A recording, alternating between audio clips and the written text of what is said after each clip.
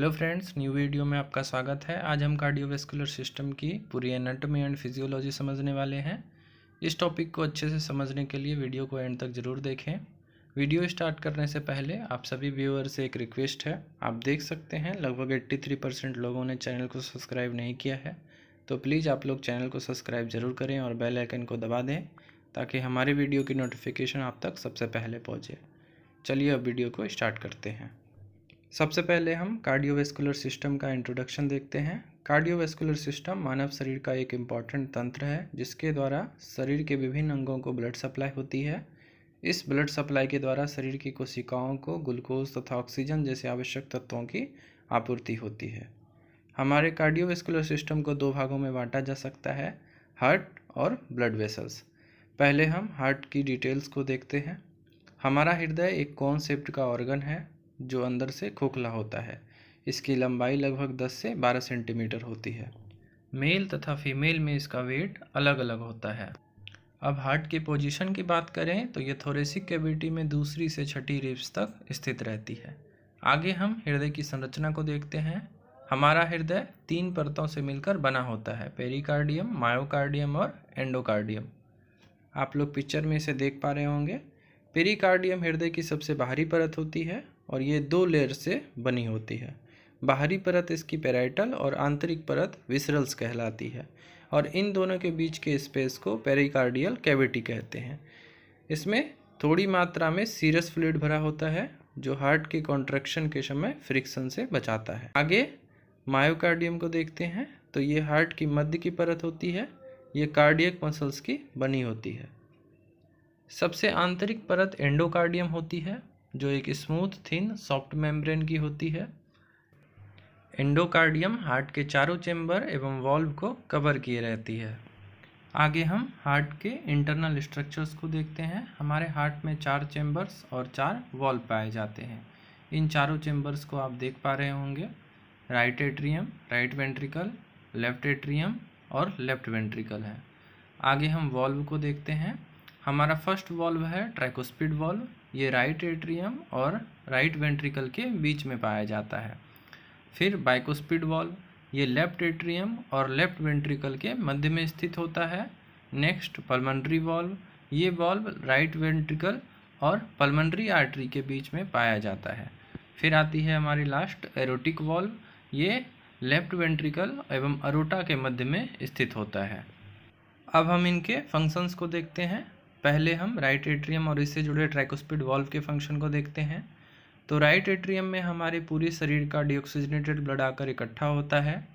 इसमें superior vena cava और inferior vena cava खुलती है जो शरीर के ऊपरी और निचले भाग से डीऑक्सीजनेटेड ब्लड को लाती है और यहाँ से ये डीऑक्सीजनेटेड ब्लड अधिक प्रेशर के कारण राइट वेंट्रिकल में चली जाती है। आगे हम राइट वेंट्रिकल के फंक्शन को देखते हैं। राइट वेंट्रिकल की वॉल्व थोड़ी मोटी और मजबूत होती है। जब ट्राइकोस्पिड वॉल्व के द्वारा रक्त राइट एट्रियम से राइट वेंट्रिकल में पहुंचती है तो इसमें कॉन्ट्रैक्शन होता है जिससे ये रक्त पल्मनरी वॉल्व से होते हुए पल्मनरी आर्टरी में चली जाती है। पल्मनरी आर्टरी आगे चलकर 2 भागों में बंटती है जो राइट और लेफ्ट लंग्स में इस रक्त को ऑक्सीजनेशन के लिए लेकर जाती है। नेक्स्ट हम लेफ्ट एट्रियम को देखते हैं। हमारे हृदय के बाएं भाग का ऊपरी कक्ष यानी चैम्बर लेफ्ट एट्रियम कहलाता है। इससे 4 पल्मनरी वेन जुड़ी रहती है, 2 लेफ्ट लंग से और 2 राइट लंग से। ये वहाँ से शुद्ध रक्त लेकर आती है और लेफ्ट एट्रियम में डालती है। आगे हम लेफ्ट वेंट्रिकल को देखते हैं। यह हमारे हृदय का सबसे बड़ा कक्ष है और इसकी वाल काफ़ी मोटी और मजबूत होती है। लेफ्ट एट्रियम में मौजूद शुद्ध रक्त मिट्रल वॉल्व के द्वारा जब लेफ्ट वेंट्रिकल में आती है तो इसके भर जाने पर इसमें एक स्ट्रॉन्ग कॉन्ट्रैक्शन होता है जिससे ये रक्त एरोटिक वॉल्व से होते हुए अरोटा में चली जाती है। आगे हम कार्डियोवैस्कुलर सिस्टम के दूसरे भाग यानी ब्लड वेसल्स को देखते हैं। हमारे शरीर में ब्लड का रेगुलेशन इन्हीं रक्त वाहिनियों के द्वारा होता है। ये निम्न प्रकार की होती हैं जैसे आर्टरी, आर्ट्रियोलेस, वेन, वेन्यूलेस और कैपिलरीज। पहले हम आर्टरी और आर्ट्रियोलेस को देखते हैं। इनका काम होता है हार्ट से शुद्ध रक्त को शरीर के विभिन्न हिस्सों तक पहुंचाना। ये 3 लेयर्स की बनी होती है। पिक्चर में आप इसे देख पा रहे होंगे।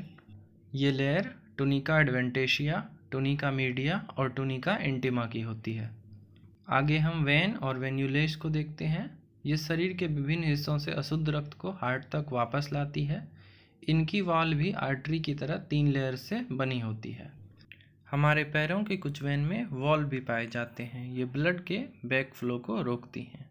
आगे हम कैपिलरीज को देखते हैं। आर्टरियोलेज और वेन्यूलेज विभाजित होकर कैपिलरीज बन जाती हैं।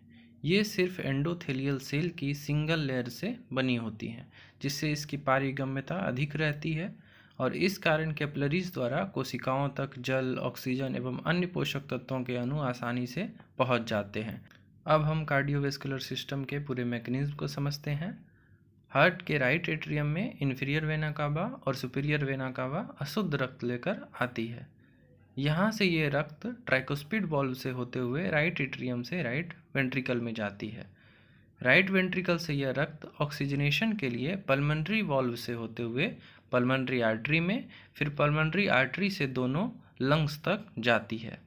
दोनों लंग्स से ये वापस ऑक्सीजनेटेड ब्लड 4 पल्मोनरी वेन द्वारा लेफ्ट एट्रियम में आती है। लेफ्ट एट्रियम से ये रक्त बाइक्स्पिड वाल्व द्वारा लेफ्ट वेंट्रिकल में आती है। फिर वेंट्रिकल में कॉन्ट्रैक्शन के बाद ये शुद्ध रक्त अरोटा में जाती है। अरोटा के असेंडिंग भाग से ये शुद्ध रक्त शरीर के ऊपरी हिस्से में और डिसेंडिंग भाग द्वारा शरीर के निचले हिस्से में चली जाती है। लास्ट में हम सर्कुलेशन के टाइप्स को भी देख लेते हैं। अशुद्ध रक्त का हार्ट के राइट वेंट्रिकल से निकलकर लंग्स में जाकर पुनः हार्ट के लेफ्ट एट्रियम में आना पल्मोनरी सर्कुलेशन कहलाता है और लेफ्ट वेंट्रिकल से निकले शुद्ध रक्त का परिसंचरण करके पुनः राइट एट्रियम में आना सिस्टमिक सर्कुलेशन कहलाता है। तो फ्रेंड्स, ये था हमारा कार्डियोवैस्कुलर सिस्टम। आई होप ये टॉपिक आपको अच्छे से समझ में आया होगा। वीडियो अच्छी लगी हो तो इसे लाइक शेयर ज़रूर करें। नर्सिंग से रिलेटेड और भी ऐसे टॉपिक समझने के लिए हमारे चैनल को ज़रूर सब्सक्राइब करें। वीडियो पूरी देखने के लिए धन्यवाद। Keep learning.